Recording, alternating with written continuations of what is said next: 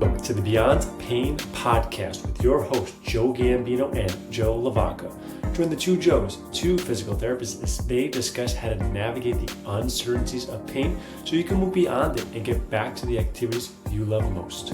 This podcast is for Joe, and their guests to share their clinical thoughts and ideas based on their collective clinical experiences.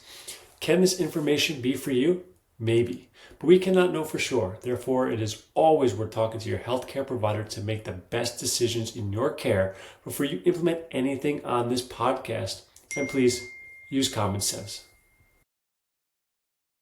Welcome back into the Beyond Pain podcast. I am one of your hosts, Joe Gambino, and I'm here with our other host, Joe LaVacca. You can find us on Instagram. I'm at Joe Gambino DPT. LaVacca over there is at strengthenmotion_PT. You can find this podcast on Instagram as well, Beyond Pain Podcast, and on YouTube, Cups of Joe_PT. And there is an application form down in the show notes if you do feel like you want to connect with us. We're more than happy to chat. Joe boy, welcome back. Good to be back. I just realized the chair I'm sitting in rotates. I'm not used to that. So I'm going to probably be spinning and fidgeting all episode as we chat together. So if you're watching this on YouTube, sorry for the distraction, but it's actually kind of very meditative for me. It's actually kind of keeping me relaxed. As my neck, let's had some neck pain yesterday. So, doing a little trunk rotation is actually feeling pretty good right now. So You might rock apologize. yourself to sleep. Yeah, I know. Well, no, you always keep me very entertained and on my toes, Mr. Gambino. So looking forward to chatting today. And I think what we were kind of hinting at last week when we signed off, when we were reflecting on where we've been and where the field is going, we did maybe have like a little bit of a touch of a cliffhanger in terms of technology, the things that we use with clients, how our practices have changed. And to sort of like just pick things up where we left off, I think that really, COVID really pushed the technology idea forward for me. And it had to. No one was able to come in person to see us. Even if you weren't all on board with the rise of telehealth or virtual consults, well, what was your option at that point? I was strictly forbidden from seeing people for 3 months. That wasn't something where I can just kind of sit around and not have a job or an income for that amount of time. So I would always be curious to hear like how a lot of other clinicians handled that and how clients handled that with their clinicians if they were opposed to telehealth and clinicians were opposed to telehealth. What did they do? They just kind of like not talk to each other, Not too sure. But I imagine that SWORD existed even prior to then, right? That's your virtual telehealth company. Were they Yeah, around then? sword. I don't even know when like the sword and the hinges and all those when they started. 2015. Okay. Sword hinge was probably around the same time. So it was like the two big, if anyone's listening, kind of like virtual PT companies. They are both employee benefits for people, and they have their own technology. They're driven through AI specifically to scale physical therapy out to a number of different people. So that is definitely something interesting. We can definitely spend some time talking about those models and how they go. Hinge, I don't have that information very handy when they started. Well, That one's what was hard. even cool though before that, when you were thinking about the rise of technology and how we work with people, a lot of the early phone things or, quote unquote telehealth things were done by the telephone. And I still cite those studies in a lot of the courses I teach because I do think it just kind of helps my message and my bias of listening and being empathetic and asking questions and building that alliance with people. But I think people are often shocked where you compare a phone call to in-person care, and there wasn't really big differences in outcomes. And in a lot of cases, phone calls worked better. So let's try to explain that one to insurance companies and clients who want to come in and only see us in person. So then that gave rise to obviously some of the FaceTime calls when the technology became available. Obviously, you and I are both all in on that. I post about it regularly. I try to push people to do more virtual work with me. Even if they just try it once, I often find that they are quite pleased. I'm sure that's what your transition has been, going from only in person to now pretty much 99 or more percent, of working with your clients the way you do. So I think it's been really fascinating to see these platforms grow. And you mentioned the Swords and the Hinges of the world. I mean, these are your big companies. But for someone like myself who is trying that hybrid model, probably trying to push a little bit more of that virtual health, the thing that helps me is apps like Zoom, Google Meets. It's quite amazing how well those video calls go. And as you mentioned with the AI, can develop transcripts, can record the sessions for us. I mean, how cool is that? Some clients typically ask me, hey, can you record this? And I was like, yeah, absolutely. I can't record a session with you in person. Right? I'd have to set up a tripod. There'd have to be lighting. I don't even have the capacity on my phone to take an hour-long video. And then what do I do with it? Mhm. So I think it's really cool for those clients who want to, dive in more or maybe rewatch a couple of sections, especially when it gets maybe a little bit more education heavy or more conceptual heavy on kind of like pain and movement. But I've sort of gravitated toward True Coach, and I think you've used True Coach in the past. Yes, I do. Yeah, and you still use True Coach, is that Mhm. correct? I do, yeah. So True Coach has been awesome, and it is an app-based program that I get clients to download directly to their phone, and it's sort of like having me in your pocket at all times. You can direct message me, you can send me videos. I know when you're doing your workouts, you can record them in real time, ask questions in real time. And for me, I just feel so much more connected day to day with people, where even when I do see them in person or for these follow-up sessions, I already kind of know what's going on. Hey, how's the wrist feeling from the push-ups the other day? Hey, your back seemed like it was a little bit stiff on Wednesday, but hey, good news, it recovered really well on Thursday. It looked like you had a great weekend. So it almost helps us tell that story a little bit more. What has your experience been like? I mean, again, going from like it seemed like a little bit of a harder turn for you from like all in person to that like quick transition. So have you noticed better rapport with clients or just different things like that? What's been the biggest change? Yeah, I was actually just trying to think because I've done virtual for a very long. It started, and at that time we had an online membership, which was done through your website, it was fine, but yeah, it was web based. Uh, and then I was doing virtual calls. I was using Zoom because obviously that technology existed to have FaceTime calls. But I was doing all my programming through Google Sheets, same way I was kind of doing it in person. Ah, Pretty much the way we would communicate was mostly through email and maybe some text messaging. And that was kind of like that was it. That's really all that kind of started with and worked fine. I mean, I didn't have anyone complain about it. Everyone got good progress, things like that. But now I think the system with everything that we have today just allows you to give more to somebody. So now, we both use True Coach. So now it's app based, so everything's right there on your phone. I really like True Coach as compared to some of the other ones that I've seen because the interface is just much nicer. You can upload videos for coaching. You can message me whenever you wanted. You can leave notes on your session. It tracks your progress over time, so you don't have to have all these like documents saved on your computer anymore, or print them out. And I have folders from like my original Oh, workouts when I was training at the gym in the Matrix. When I used to yep. just print out sheets. I literally have a folder like this thick of all my workouts still, which is it's kind of fun to look back every now and again. But everything's right there, which is really nice. And then like things like Loom now, or actually I still use Zoom because they have a record. I can record a clip for somebody. So someone leaves me video feedback where I used to just like either have to get on a call with them or I would have to just send them like a little text. I can now just watch their video, have it on my screen, have it recorded, have a little picture of my face here, and coach it in real time and then send it to them. Right. So I think, and stuff like that, people love now. And that's something I more recently started doing, even though I probably had access to this doing it longer. But hey, they get to watch themselves do it and they get to see how I coach it. And it's probably the closest thing that I can do to real life coaching in a sense, right? Because they can actually see the visual feedback. I can put my hands on them, right? That's always a limitation of virtual. But having that visual feedback, I can like draw lines like, oh, when you're squatting, you're tipping forward, and I can like, this is where I want you to be, or in bench press, right? Like this is how I want the bar path to look, or whatever it might look like. I can give very. It's just, I think it's easier for people to kind of catch on what they need to do, and it's a little bit faster.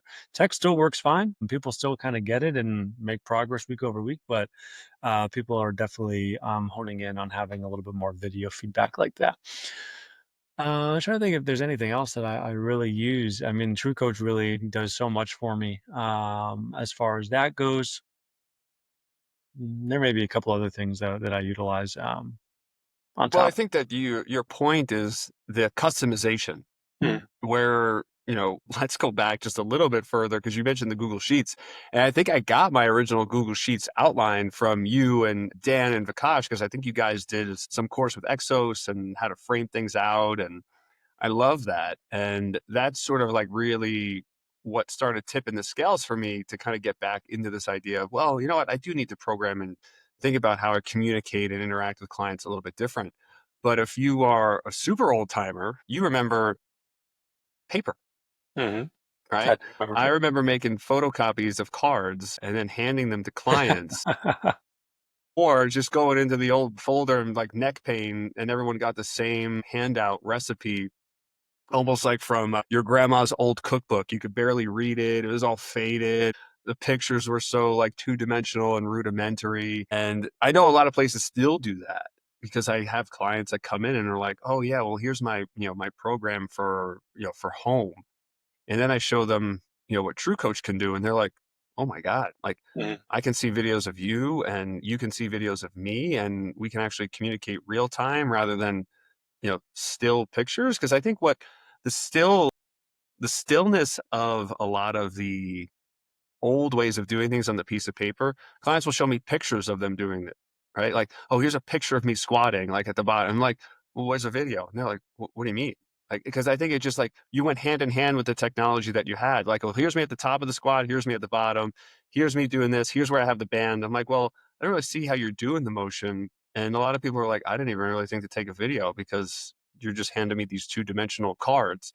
And I'm like, "Yeah, no, we could do a video." So I do think that True Coach and all those other apps out there, if you are a client in those clinics, those probably have to be really great for you. I know everyone really has great feedback when they utilize it. I mean, look, you have to be ready for a program like that, because it is going to give you prompts. It is going to email you. You're going to have me messaging you like, "Hey, how are you?" And now you're doing. So that idea of, committing to the process, I think it does force you to do that a little bit more. Or it actually has opened up some conversations for me with people. And this is a little bit of a flip side of just saying, "Hey, look, you came in guns blazing, you thought you were ready for this. And, it's been 4 weeks and you haven't logged a single workout. You haven't replied to a single message. Mhm. Maybe you aren't ready, and that's okay." And I've had that conversation now with 2 or 3 people over the last 2 or 3 months. And, they come in, they love the app, they love their first session. They're like, "Wow, this is amazing. It's just so different. I can't wait to get rolling with this." Write them a program, and then it's just crickets. Yep. And then they come back in, "Oh, no, I'm going to do it now. I'm going to do it now." And I'm like, "Look, really? I mean, these are important conversations to have, because I've been able now to save people time and money and realize that it's okay not to have time. It's okay for this not to be a priority right now for you. I know you want to get out of pain. I know you want to get stronger, but those are things that really take commitments. And over the last 30 or 60 days, we're seeing that that's a problem for you. So what else can we do rather than the app, rather than this, or what other avenues maybe do you need to explore? And I'll never forget this one time I had a conversation with a client about a year or two ago, and 2 little kids like yourself. He's working, his wife is working. He's not sleeping and missing workouts, skipping appointments. And he finally comes into one. And I'm like, "Look, man, if we halted everything right here, you would probably save yourself over the course of the next, like, 6 weeks, 8 weeks, whatever, maybe like $1,000. What could you do with that $1,000 to make your life easier?" And I'm like, "It sounds like, maybe hiring a maid service to come in once a week, maybe hiring like a nanny so you and your wife can go out on Friday. Like, what do you think about taking that $1,000 and investing it to something else in your life right now?" And he was like, "This is the most amazing conversation I've ever had with a healthcare provider, because yeah, my life is spinning out of control. I don't see my wife anymore.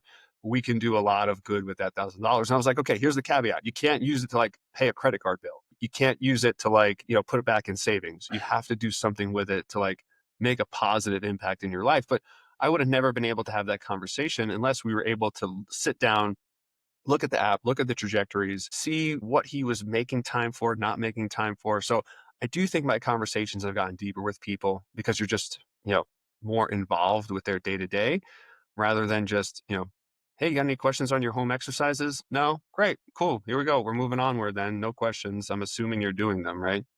So it has been really, really cool. As far as the other ideas for tracking with clients, do you like one or the other? I know we talked about Hinge and True Coach just now and Sword, but there's Garmin's, there's Aura Rings, there's Fitbits. Do you have those conversations with your clients in terms of using wearables to track health? And if you do, is there a favorite, a more preferred one? Do you use any? Yeah, I don't really use any, and I don't really promote any or tell anyone they have to get anything because those are usually things that people, like, why spend money on something if you don't want it, first of all, right? And most of these things, they don't necessarily, I'm not too sure of like how accurate all of them are. I mean, even like, Apple Watch is probably the one I use the most. It's very apparent, at least to us, right? Where like, how many calories you burn, those numbers are way off. They are not very They make me accurate. feel good though. Yeah, they do. They do. But what I do like about wearables in general, it doesn't matter if it's Whoop or you name it, is it just brings more attention to whatever you're tracking, right? So if you're just tracking steps on your watch, great. Track steps on your watch because you'll get a good idea of what you're doing and how much you're moving. What I like about True Coach and is that all the wearables that you can use sync right into it. So if you wanted to have eyes on recovery, on how many steps you're doing, MyFitnessPal also connects in there from a nutrition standpoint. Everything's all in one place. So you have all the data right in front of you. But that's what I really like about them. You use an Aura Ring, you're tracking your sleep better. You're tracking what your recovery looks like. You're tracking a whole lot of good things, and whether or not it's accurate or not, just putting your brain power towards it will make you sleep a little bit more, right? You might go to bed a little bit earlier, give yourself a little bit more sleep at night. You're probably going to, if you're tracking your food, you're going to be a little bit more conscious about what you're putting in your mouth. And little things like that go a long way, and it has nothing to do with how accurate the tech is. Like if you're tracking your food, you have to pick from a list. It's not exactly what you're eating. Some of those numbers are going to be different, right? So you're gonna have to get your trends over time and make some sort of adjustments based on what you're seeing. But what you're getting is, oh wow, I'm actually eating 3,000 calories when I thought I was eating 2,500, or I'm only eating 1,600 when I'm supposed to be eating Yeah. 2,300, which is super common. Maybe we have some room to start to add more meals in there. That will make a big impact for somebody. So again, I think tracking these things are great, and I think it's just more of an awareness of these things. And when you have awareness to it, whatever you're tracking typically gets better because you have eyes on it. Right, right. And I think I like the big picture approach. And I think, again, this is even like a very scalable sort of conversation for people who are more sedentary, not moving as much, not exercising. When, I asked them about something as simple as walking, getting their steps in during the course of the day. And this is something, you know, Courtney's so adamant about, and she's taught me a lot about the whole power of walking and how important it is for just overall health and well-being. And I've completely bought into the idea that it is such a low-hanging, easy fruit for people to start using. However, whenever I bring walking to the table, everyone thinks they're getting enough steps. Everyone thinks, oh yeah, I'm at 10,000, I'm good, just because you're moving around all day. So the easiest thing I'll have for a lot of those people is to start with just buying a pedometer. Right? I mean, they're so cheap. I mean, talk about a barrier of entry is like, I think some of them are $10 on Amazon. Just clip it to your waist, clip it to your watch, clip it to something, go. Right? Again, I know it's going to rustle and bustle and you'll get some credit for a step when you turn right or just sneezed or something like that, but that's okay. But now you have at least an average and it costs you, $8 or $9 to just have that average. And then we want to look at that over the course of, 7, 14, 21, 28 days, right? Whatever our agreed upon timeline is. If you're hitting steps, great, cool. What's the next thing that we can look at? If it is something a little bit more involved like sleep or recovery, then I'm just looking at hours slept. I'm not looking at your sleep score. Okay. I'm not like necessarily thinking my Garmin knows when I'm in REM and non-REM and all these other different phases. So I'm a little bit more skeptical on the technology on that end. But let's just see what time you're going to bed, what time you're waking up. What's the average for each week? Are we actually hitting more than 6, preferably a little bit closer to 7 to 8 each night? And if that's not the case, let's just work on that number. How can we get there? For recovery, it's like, well, what's your resting heart rate? No one really knows their resting heart rate off the top of their head. No one knows what their heart rate is when they're sleeping, right? I know you do because you're a model citizen, Joe.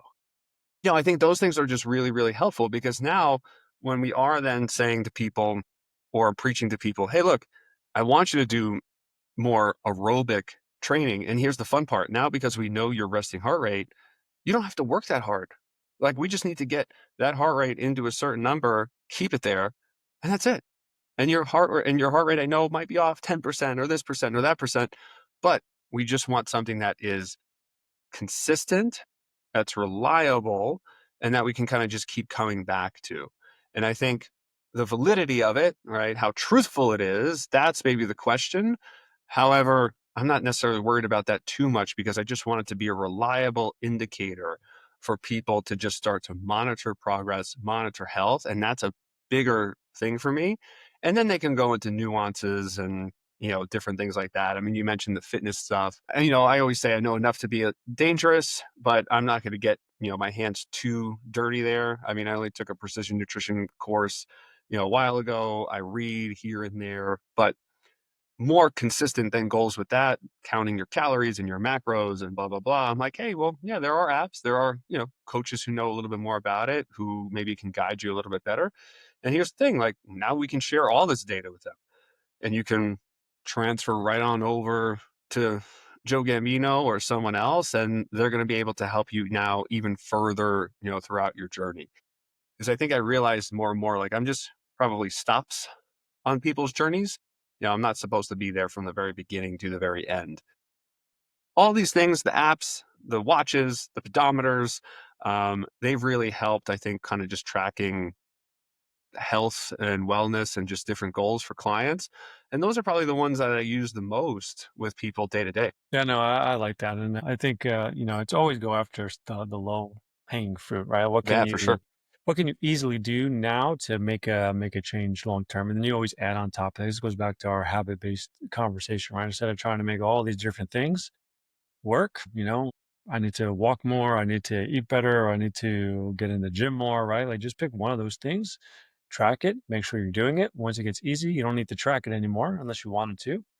And then you move on to the next thing and the next thing and the next thing. And then that snowball effect that really does play. But walking is such an underrated form of exercise because we do it naturally and people always think it's enough. When we were in New York, my wife and I walked a whole lot.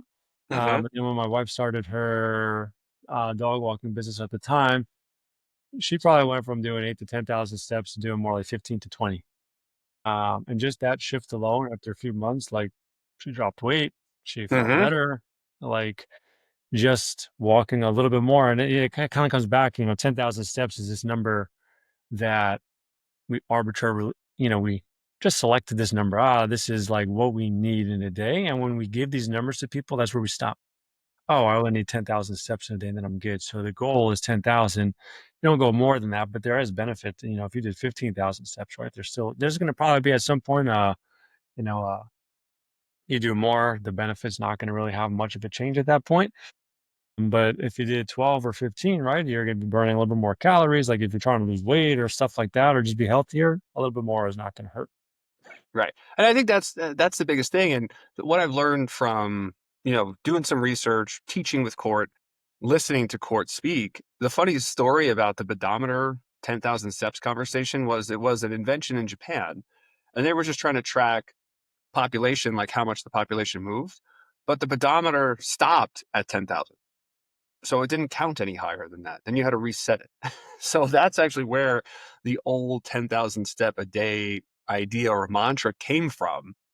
There was not really a whole bunch of science behind it back then. And then, like to your point, now more and more people are studying these things. And it turns out, well, just getting to 5,000 steps a day can help people lower depression scores. Getting to 9,000 steps a day might reduce the risk of neurological illness as we age.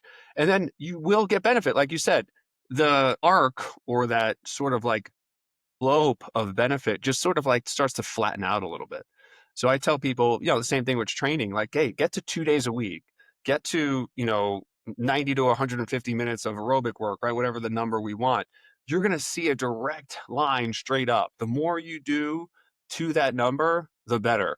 And then if you want to go past 10,000 or 3 days a week strength training or this or this or this, it's just, you're still going to get benefit. It's just going to flatline just a little bit, right? It's not going to be this sharp spike you got from just hitting your base and staying there if you weren't already. So there's always benefit to doing more, but I think the most benefit comes from just getting that low hanging fruit, getting that initial work done, like you were saying. Perfect. Anything else you want to add in here on this, Joe? No, I think that was a good sort of like round out. Gives people some time to think about, how they're exploring their therapy, if they're exploring their therapy in the most technologically advanced way that 2025 can offer. And if they're out feeling a little bit stagnant or stuck, what are just kind of low hanging tools to, just start paying attention to. And, again, that won't cost an arm and a leg and a subscription on top of a gym membership, on top of a nutrition coach Right. and everything else. Yeah, fair enough, man. Awesome, man. Well, take us home. All right. Well, Joe, love you. Listeners, we love you. Thank you for listening to another episode of the Beyond Pain podcast. And don't forget to come back next week where we'll have more exciting information to hand out. See you then.